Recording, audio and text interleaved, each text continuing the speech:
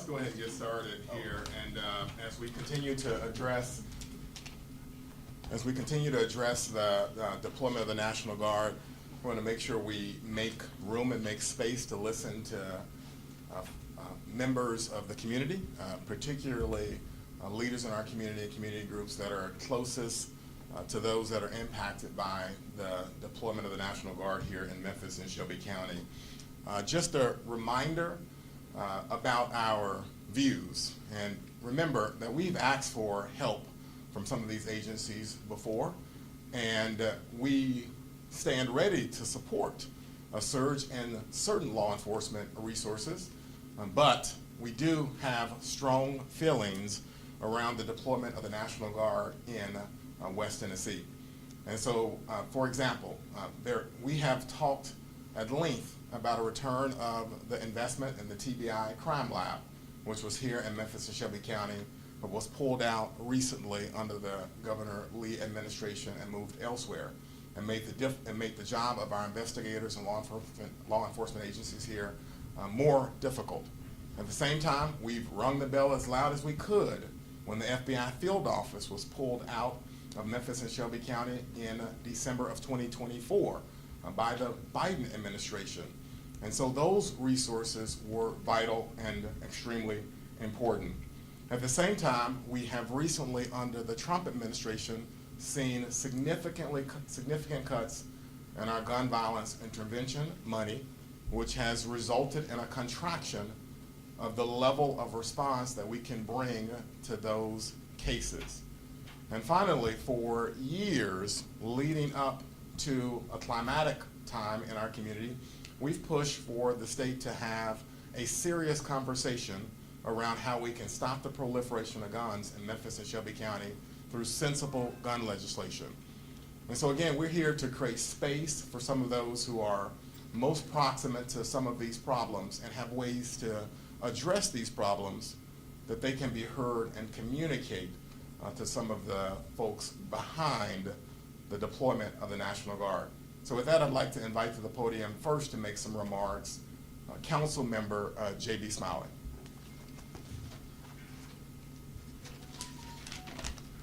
Thank you, Mayor Lee Harris.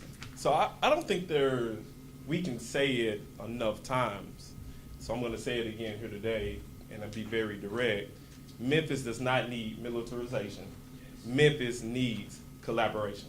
And what I hear consistently from folks who talk about this issue, who may not agree with the folks in this room today, is what else can you do?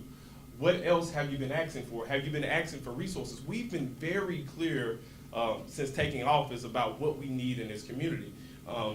We are always prepared to discuss how federal and state resources can help decrease crime in Shelby County that do not involve the National Guard. Our Constitution is clear. The Constitution puts limits in place as it relates to power, even for the governor. And we talk about resources. These include the TBI Crime Lab, the return of the FBI field office, restating the federal gun intervention funds, and passing sensible gun laws at the State House to prevent proliferation of guns in our community. If you remember not too long ago when myself, with Councilmember Jerry Green and Councilmember Dr. Warren, we spoke specifically about stopping the proliferation of guns in our community. We spoke specifically about passing sensible gun laws, but those pleas not only went on deaf ears, the state spoke specifically and said if we continue to talk about passing sensible gun laws in our community, they will take resources from our community. I find it quite odd that now that we're talking about reducing crime in Shelby County, they want to pretend like they care about us. They have not shown up in this community any day. When they talk about resources, they have not provided more resources for sensible gun laws. When we talk about bringing more resources into our community, they have simply turned a deaf ear. Now there's a gentleman who occupies the White House. They want to pretend like he cares about black and brown communities. They want to do something. Show up. Show up in a way that provides tangible benefit for the people of Memphis and Shelby County. Most recently, the Shelby County voters voted overwhelmingly in support of sensible gun laws. Did the state do anything? Did the federal government do anything? They have not done anything for the people of Memphis and Shelby County.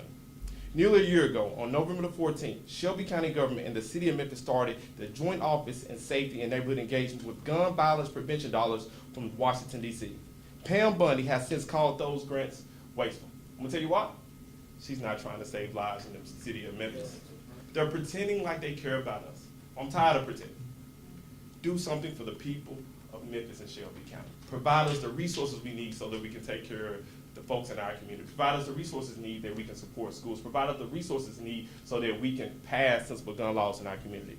But not only that, we have testimony from the Hill 901, the fact that they lost $1 million in funding. Below is a approved quote from Hill 901, so I'm going to read it to you. This has been a very difficult time for Hill 901. We lost $1.5 million in April due to the Department of Justice funding cuts. Those funds have helped Hill 901 get in the middle of violent crime by intervening and bringing those involved together in mediation. I now have to travel constantly to seek other funding sources to maintain the pivotal work that has already begun through this organization. Now, there's this thought that the city of Memphis, the folks in Shelby County cannot govern themselves. I just want to put you to the facts. The facts are the city of Memphis has experienced a significant decrease in crime. In fact, a 20-year low in 2025. This is much before there's any talk about the National Guard. If you want to help us, provide us resources to support infrastructure. Provide us resources so we can continue doing good work when it comes to crime intervention. Provide us resources so that we can support our schools. Provide us resources so we can do our job, which is to provide for the general welfare of this people. Thank you so much. So I couldn't have said it better. So yes, Attorney General Bundy was wrong when she said that those resources were wasteful on gun violence intervention money. We could use that right here in Memphis and Shelby County. We'd love to see that funding returned. At this time, we'd like to turn the podium over to a few folks that have been, working and on the ground that deserve to be part of the conversation. And so I'd like to invite up to the podium G.A. Hardaway, longtime legislator, General Assembly. G.A.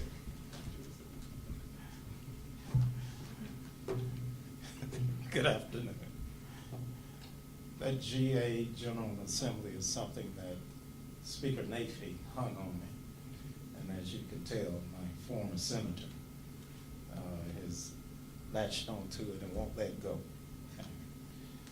Article 3, Section 5 of the Tennessee Constitution. The militia shall not be called into service except in case of rebellion or invasion, and then only when the General Assembly shall declare by law that the public safety requires it. And the only way that we make law is that we all have to vote on it. So this whole operation with the National Guard is unconstitutional on the face. Simple English. Anyone can understand that.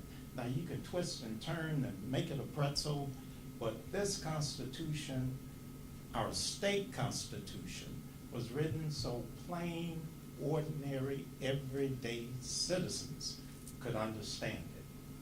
Not only has the governor not consulted and had this voted on by the Tennessee General Assembly beforehand, but since the operation has begun, we have not been kept informed. I can't tell you what the order is that was issued to the National Guard from the governor's office. Why? Because he hasn't consulted us. He hasn't kept us in the loop.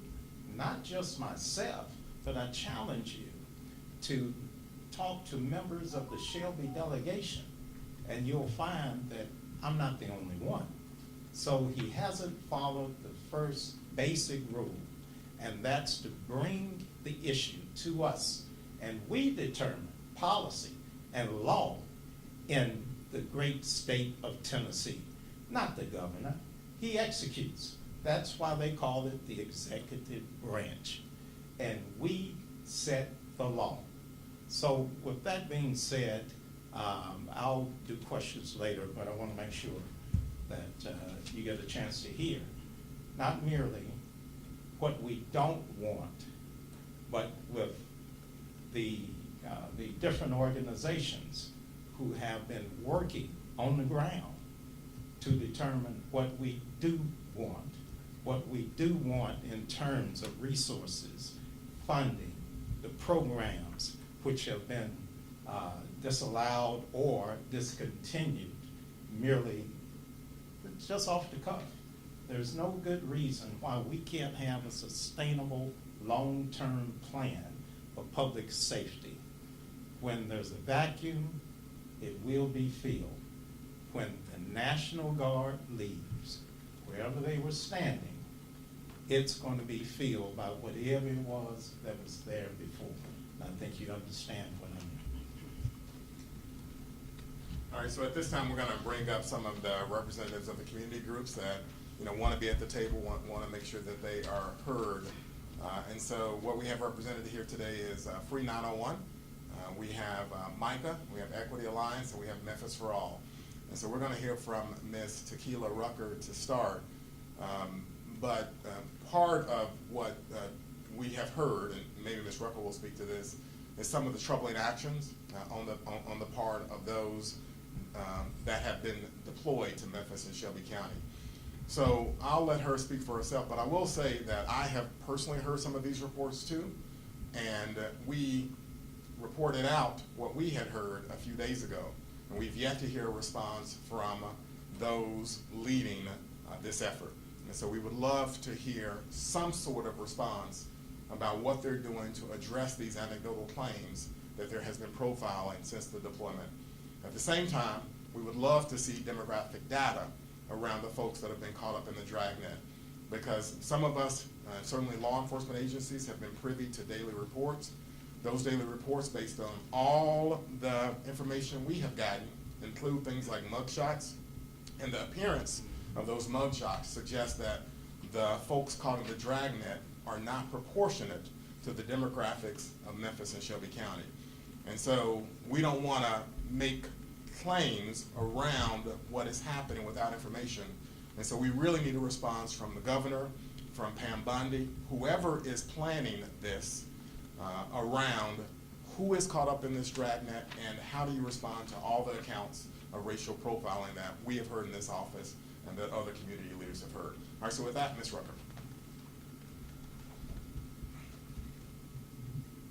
How y'all doing?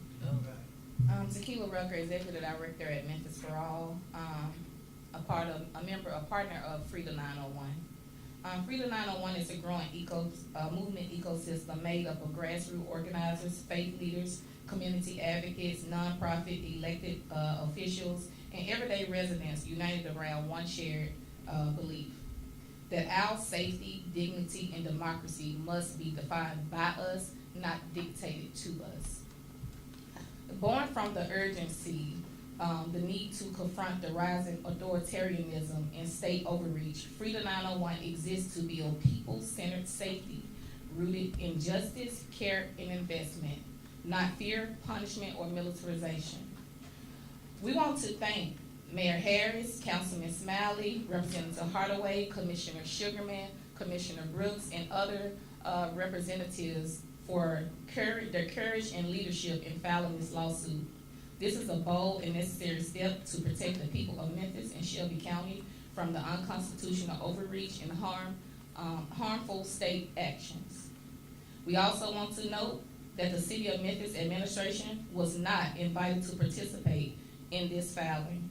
That was a deliberate decision based on the orientation we consistently observed from city leadership, one that has too often aligned with the politics of occupation rather than the priorities of the people. But today we want to say that this is bigger than one individual or one office. Today is about what we demand and what we oppose. Memphis deserves safety, but not through militarized occupation. We are united across the community and city around rejecting the political theatrics and insisting on real lasting solutions to keep our community safe. The deployment of the guards into our city has increased the fear and mistrust And I just want to share a little bit about an experience that I had just yesterday when I had to contact our rapid response hotline that is being ran by V901. And that is how we have dispatchers that we are able to contact to go into the community when we see something happening. We see something, we say something. So we call in the dispatcher. They're sending people out to watch the cops, to observe, to be a support to the people that are being intimidated, because what we see is really unreal. As I was driving down the street, I saw a car pulled over, but around that car it was unmarked cars, it was MPD cars, it was so many different agents. I couldn't identify who was there, but who I could identify were young black men on the ground in handcuffs. And my first instinct was pull over, start recording so that they're not there by themselves and we can have this. But then I remembered, call somebody. And even though I had the number stored in my phone, I didn't even think to just dial that number. I was like, who can I call? I called the rapid response lead. I was like, hey, this is happening at Lamar and Central. What do I do? Can you get somebody over there? And they was like, slow down, breathe. You have the number, call the number, and we'll get a team to the scene. And they did. And I went on and I got to where I was and to where I can release that. But then once I talked to that person again, they said, well, I just want to let you know that we got somebody there. We were able to identify the agents that were there, as well as support for the young men, but I have to let you know that they were detained. And so this is a real reality that we're seeing happening, and there is discrepancies with those numbers. What we have on file as it relates to what we see with dispatch versus what the media is out portraying, it is not consistent, it's inaccurate, and we do need detailed reports outlining this information. And so I'll leave you all with that. And again, this is unconstitutional, and we are not going to accept this, and we need everybody to understand the sense of urgency that we all are faced with in this moment. And just for background on that, one of the points, you made a bunch of points. There was some reporting in the Daily Memphian that the city of Memphis opted out of litigation. That is not true. There was no option given to the city of Memphis, and so that was just reported in error in the Daily Memphian, a report by Sam Hardiman. At this time, we'd like to invite to the podium Mr. Caldwell. Mr. Caldwell is Executive Director of MICA, and again, this is another organization that is proximate to the folks that are impacted by the deployment of the National Guard. Thank you. Good afternoon. Again, my name is Reverend Keith Caldwell, and I am the president of MICA, Memphis Interfaith Council for Action and Hope, and I pastor the historic Centenary United Methodist Church. And I want to say that as people of faith, that we should be at the table, at the decision-making table about anything regarding Memphis. We are directly on the lines, in the front lines, and interfacing with the people. We have seen immigrant families who are afraid to go to work. They are afraid to go to church. We have seen, there was some ICE at my church 2 weeks ago. There were 2 pickup trucks and an SUV, all unmarked, 2 men in each truck. I went out and asked, I said, are you looking for someone? And they said no, and told me I could go alone. I said, no, you go alone because you don't have permission to be here. The population we serve, we have a food bank, we have a clothing closet. Most of the people who we interface with are maybe coming out of jail, or maybe experiencing addiction, or we don't ask their immigration status. We just need to give them food. We do not want someone to be arrested from our parking lot from coming to get help. And so this kind of unconstitutional occupation of a majority black city that our governor, who is sanctioning and has not done anything in 7 years to benefit Memphis, and all of a sudden now he has an interest in Memphis when he can put his boot on our necks. And I want to just tell people of faith, if you have an escapist theology, to you pastors who think in the great by and by that Jesus will work it out, you have to come and be a part of working it out. You have to come to MICA Memphis, MICA.org. We have clergy that to be a prophetic witness, because history will record this. And what side of history will you be on? Thank you. And if I could also add, we keep tossing around the term unconstitutional. Even if we don't get to the constitutionality of Article 3, Section 5, we have to talk specifically about Tennessee Code annotated 58-1-106. It also gives local elected officials the right to request. And I want to be very direct about this. The City Council has not requested the National Guard. The County Commission has not requested the National Guard. This is a clear overreach. And, you know, those folks who say this is law and order, I'm gonna reiterate this. You cannot establish law while simultaneously breaking law. This government is breaking the law. The gentleman who occupies the White House is breaking the law. We need our duly elected officials who are in charge of, who are elected to represent the people, to stand up. Yeah. This is not a time to sit back. This is the time to have some backbone and fight for this community who elected you. Stand up, quit being scared. Before we go to questions, I wanted to invite Henry Brooks to the podium to talk about anything she wishes, because she's been around long enough to earn that. No, what was that? No. I know, I love my She has been in many fights, and she was adamant that she should be a part of this fight. We're pleased to have her here. Again, one of our things is that we need to make room for folks to be at this table and part of this conversation, particularly folks that are proximate to those who suffer the most by the deployment and talk of deployment of military personnel in Memphis and Shelby County. And so there's no one closer to the community than Commissioner Henry Brooks. So I give her the podium. Yep. Thank you, Mayor Harris, and good afternoon, everyone. Good afternoon. I am Commissioner Henry E. Brooks, and I've been around a long time, in fact, 76 years, Mr. Mayor. This is not my first deployment, National Guard deployment either. I have remnants of 1968 every other day. I agree with everything that's been said here today. There's not a lot I can add, but I will say that what concerns me most is the pattern that the state of Tennessee has established and is establishing of usurping the power and administration of Shelby County government, disrespecting, violating, if you will, let me not be nice, violating the Tennessee Constitution in order to overreach, again, usurp the powers of Shelby County. And what is the motivation for this? Why? Because you don't care about us. You don't care about the children.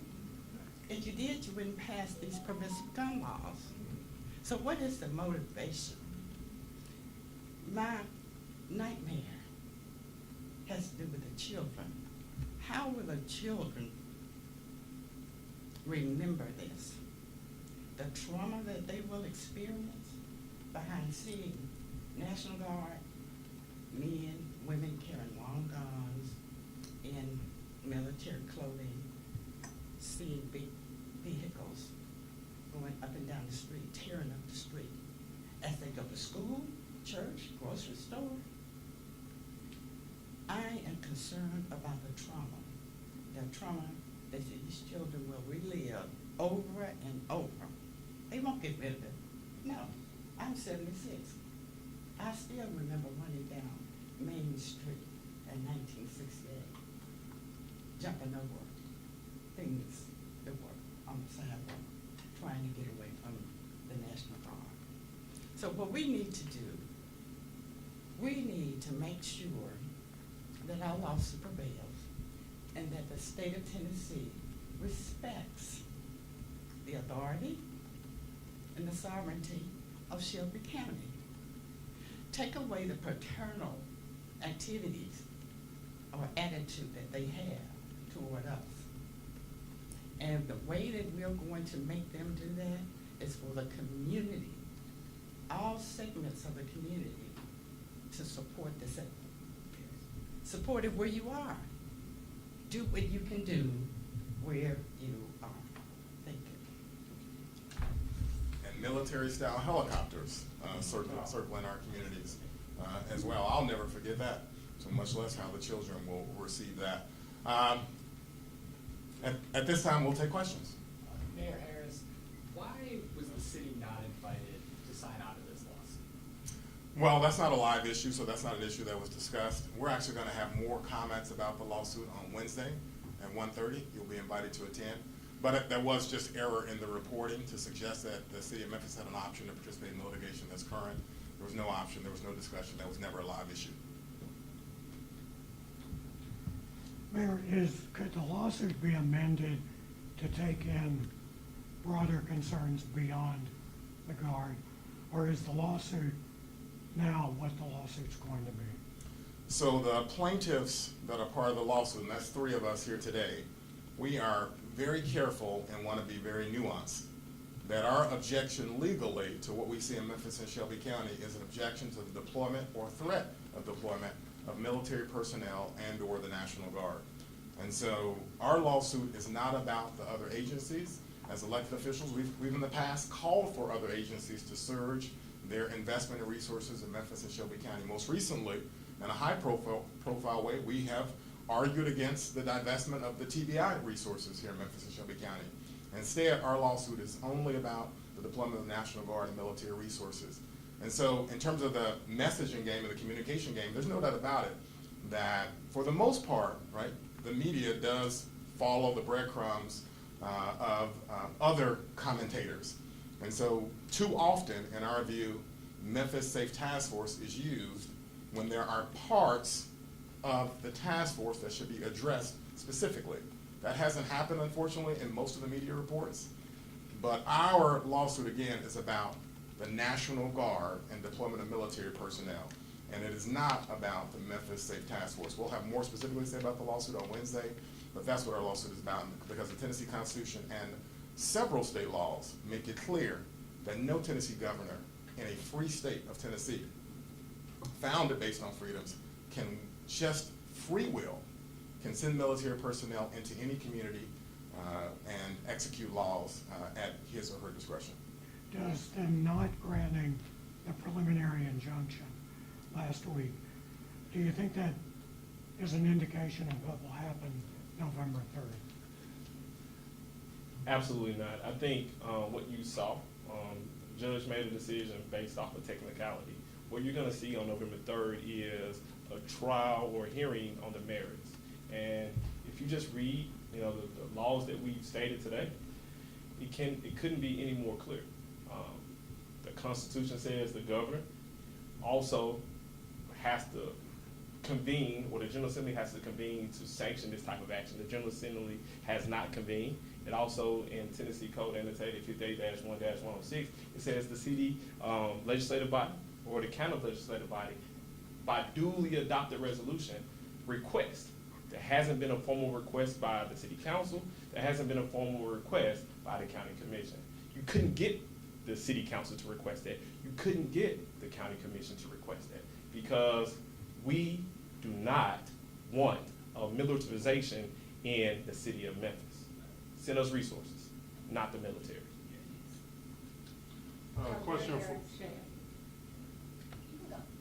Question for Representative Hardaway. Even if informally, have you had any conversations with your colleagues across the aisle about the constitutionality of the issue, even if they would not publicly say so? Or what are your colleagues across the aisle saying at all about the issue? Well, I want specifically talk about my colleagues across the aisle. I will say that my colleagues in the General Assembly, there are some who also share our concerns. The same as my colleagues in the General Assembly shared concerns about constitutional carry and the proliferation of guns that are on the street, contributing to these problems, the same as the failure for us to pass safe storage for guns in cars. There are some sensible things that we've had the opportunity to do. What I find ironic is when we finally decide that teenagers, that those under 25, don't have a fully developed brain, we turn around and say you could be 18 years old and carry a long gun walking down the street without having any kind of instruction, without having any type of licensing requirement. None of this makes any sense. It's just the wild, wild west, and it looks more like politics than it does public safety. It looks like political theater as opposed to public safety.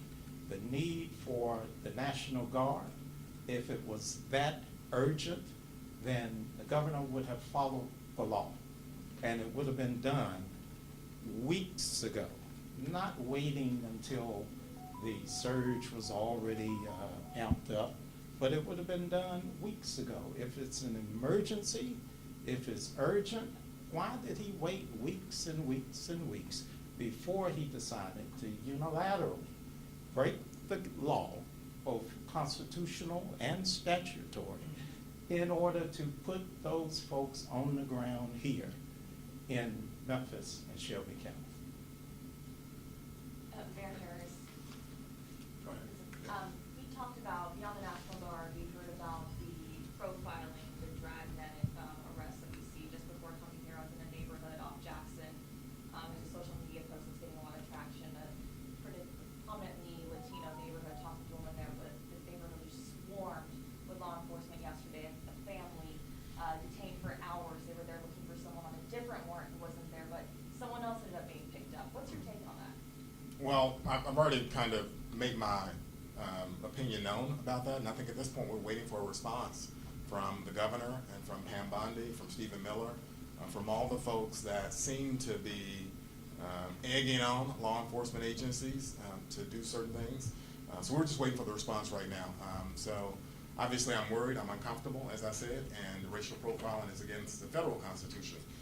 Would you guys say anything about that? Okay, so we're waiting for a response, like all of you, from the governor and federal officials around what they will do in response to these reports.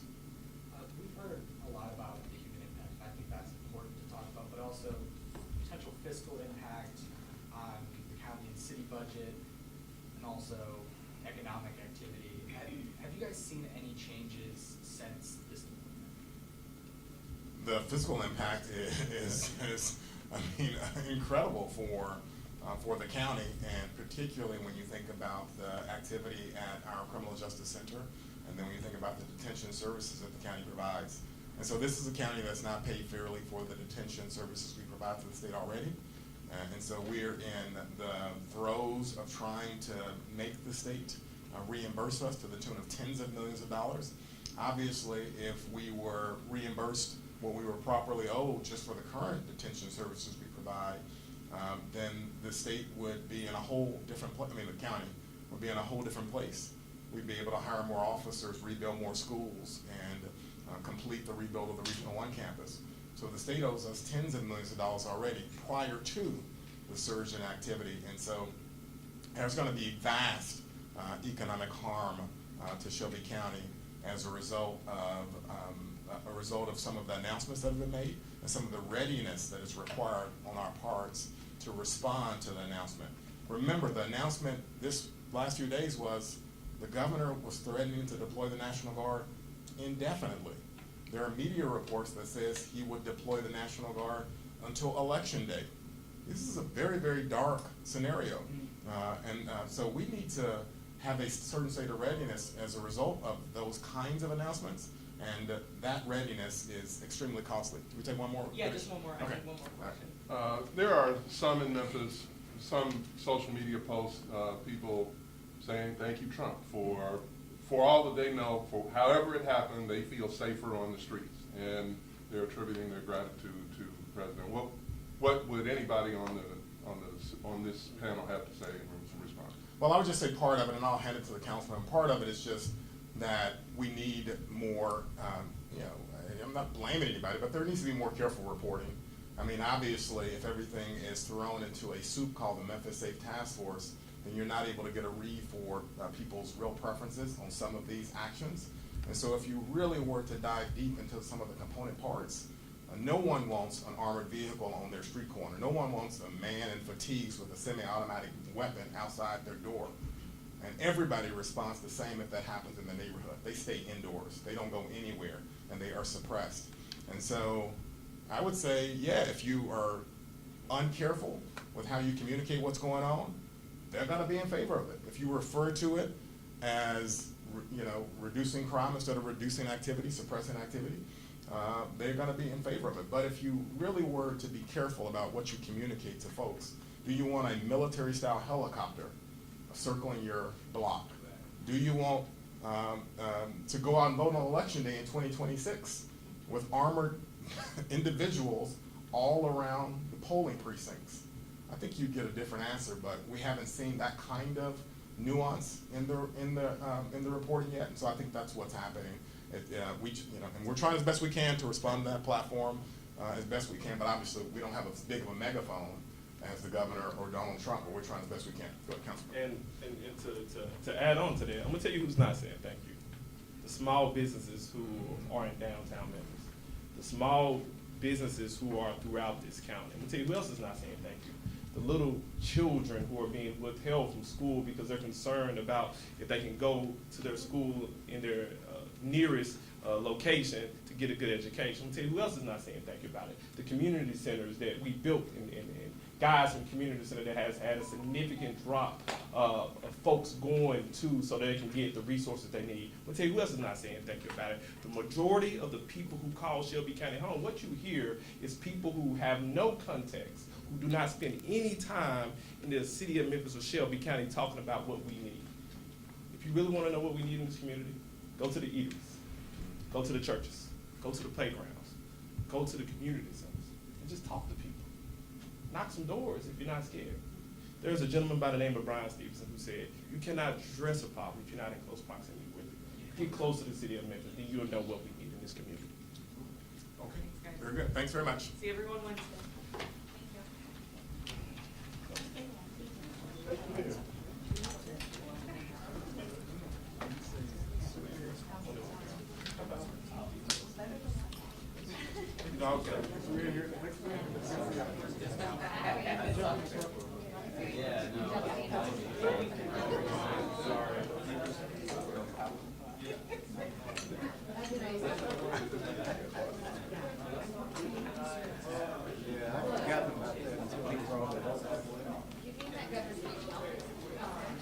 How are you today? I'm fine, thank you, sir. All right, get in there. How you doing? We need you.